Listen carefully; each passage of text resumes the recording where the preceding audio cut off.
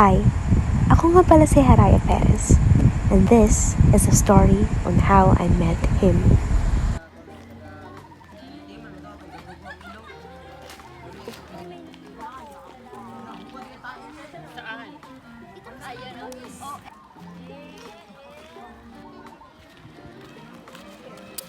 Tingnan mo nga yung dinadaanan mo. Hindi, sorry.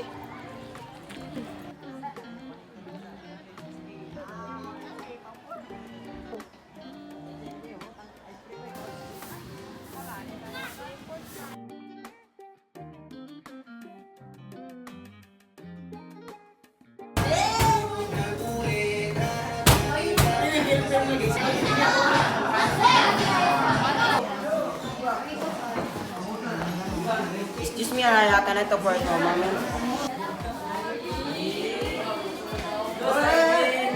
Go, Sergeant.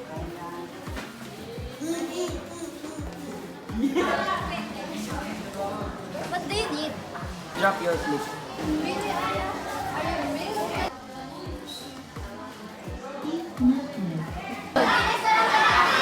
Hoy!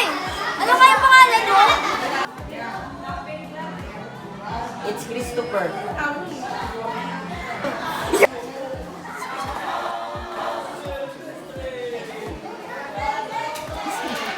As cheesy as this may sound, ever since that day I started to fall for him.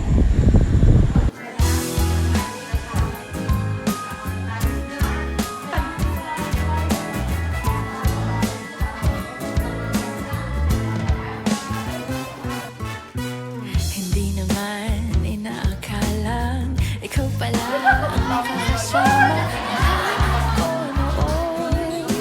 Ibang iba sa ngayon, ika'y dumating sa tamang panahon. Ikaw na ba yung dinalangin ko? Kamusta ka na kayo ng girlfriend mo? Okay lang naman. Ikaw ba? May jowa ka na ba? Wala eh. Bro, sino nga yun? Si Raya? Oh, wala kami na. Hindi mo ba siya bigyan ng chance? Maybe I need to hear that question. It got me thinking. I mean, after all, I like her. It wouldn't hurt to try, right?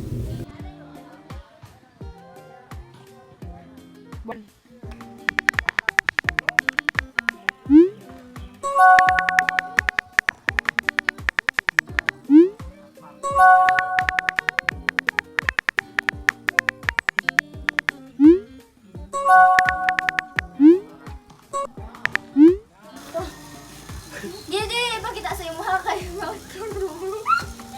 Gamay magutong tis-tis, boy mo na yung sakit. Gago. Tapos katumbay dyan na, bro, hindi ako tumbang ah.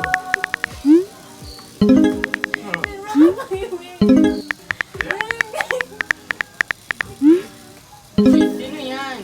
Secret.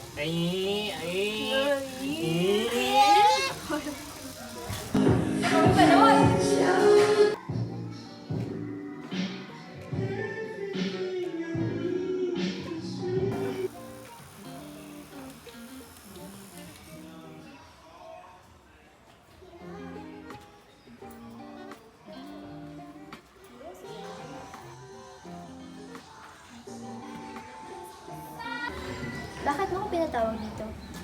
Willing ka ba pumasok sa isang relasyon? Oo naman.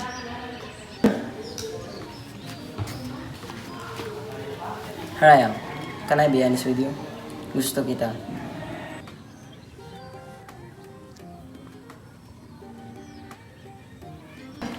As in, gusto kita. I really like the way you smile, the way you treat others, your personality, and everything about you. Hey Raya, can I court you?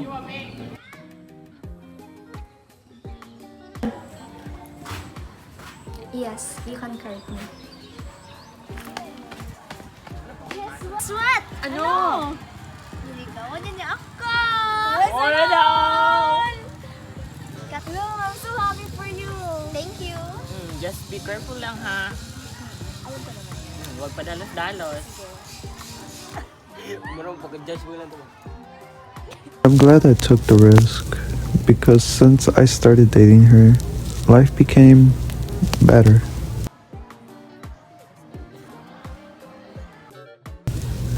I love her personalities. I love the way she smiles. I love everything about her. I want her to be by my side always.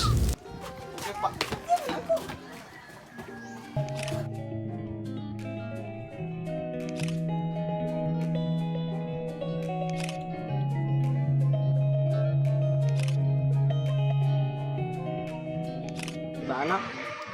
Try naman. Teacher mo lang. Tulbo nga.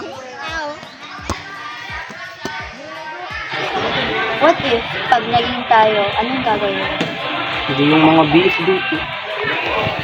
aalagaan.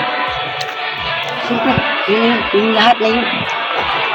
What if, papakilala mo sa parents mo? Sige, ipapakita kung gaano kabuting tao. Pero may sulo.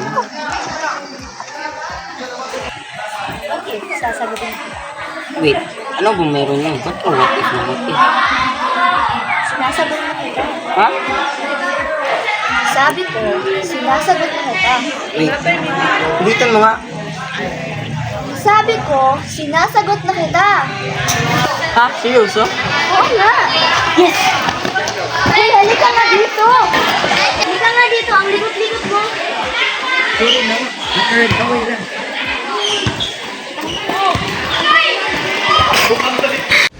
I'm so glad I accepted him. Not a moment with him is dull. Each conversation feels endless and I feel understood. He is amazing. I feel so lucky.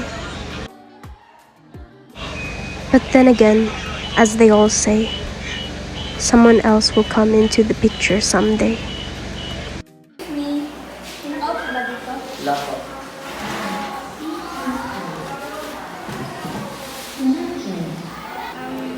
Sabi daw ni ma'am, bago pa daw ako dito, pwede daw ako sumali sa Yeah, sure. By the way, mag-i-start yung project natin mamayang hapon doon sa park. Saan yung ibang members? Wala pa sila. Higintayin muna tayo.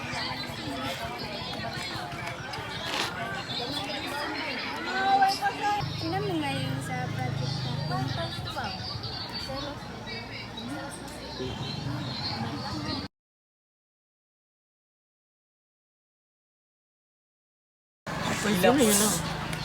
Ah, si Christopher. Group project lang daw nila yun. Sure.